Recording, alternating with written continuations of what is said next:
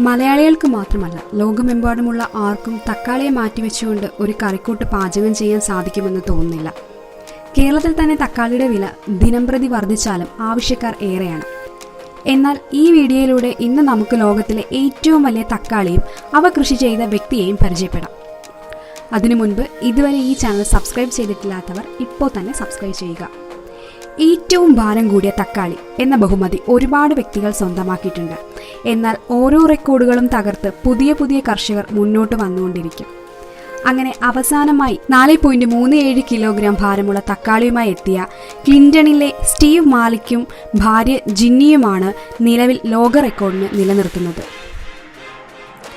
20 വർഷക്കാലമായി കൃഷിയും കച്ചവടവുമായി കഴിഞ്ഞിരുന്നു സ്റ്റീവ് മാർലിക്. കഴിഞ്ഞ 8-9 വർഷക്കാലമായി മനസ്സിൽ കൊണ്ടു നടന്ന ആഗ്രഹമായിരുന്നു 2019 സെപ്റ്റംബറിൽ ഗിന്നസ് വേൾഡ് റെക്കോർഡിന്റെ ഔദ്യോഗിക പ്രഖ്യാപനത്തിലൂടെ സഫലീകരിച്ചത്. മാധ്യമങ്ങളിലെ വാർത്തകളിൽ വരുന്ന ഭീമൻ മത്തങ്ങകൾ കൃഷി ചെയ്ത കർഷകരെ കാണുമ്പോൾ തനിക്കും ഇത്തരം കാര്യങ്ങൾ എന്തുകൊണ്ട് പരിശ്രമിച്ചുകൂടാ എന്ന് തോന്നും. അതിനുവേണ്ടി ധാരാളം ഓൺലൈൻ ഗവേഷണം നടത്തിയിട്ടുണ്ടെന്നും അദ്ദേഹം പറഞ്ഞു. പൂർണ്ണമായും ജൈവ കൃഷി നടത്തി വരുന്ന ഇദ്ദേഹം ഇത്തരം ഒരു അംഗീകാരം നേടിയതിൽ എല്ലാവരും അത്ഭുതത്തോടെയാണ് നോക്കിക്കാണുന്നത്.